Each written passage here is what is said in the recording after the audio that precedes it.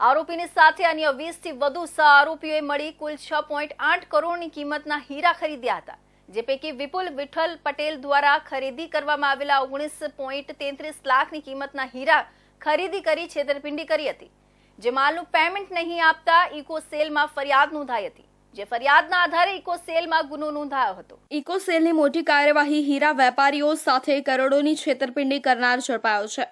સુરત શહેરમાં હીરા ઉદ્યોગને હચમચાવી મૂકનારો છેતરપિંડીનો મોટો કૌભાંડ સામે આવ્યું છે।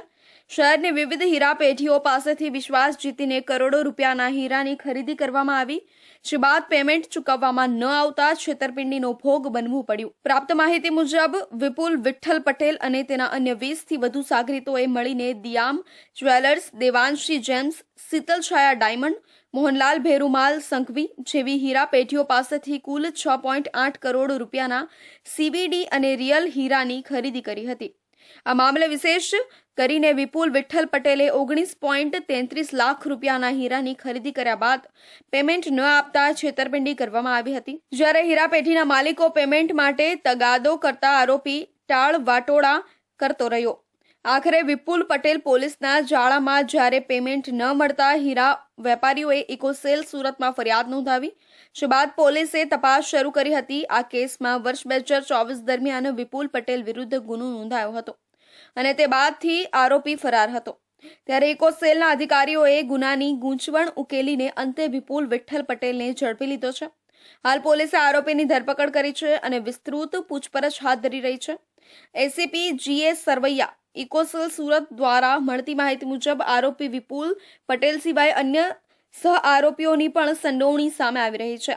તંત્ર દ્વારા વધુ તપાસ ચાલુ છે અને આગામી સમયમાં અન્ય આરોપીઓ સામે પણ કાયદેસરની કાર્યવાહી હાથ ધરવામાં આવશે। આરોપી ધનેશ મોહનભાઈ સંઘવી કે જેઓ પોતે ડાયમંડનો વ્યવસાય કરે છે, રિયલ ડાયમંડ પોતે પોલિશ બનાવી અને વેચાણ કરે છે।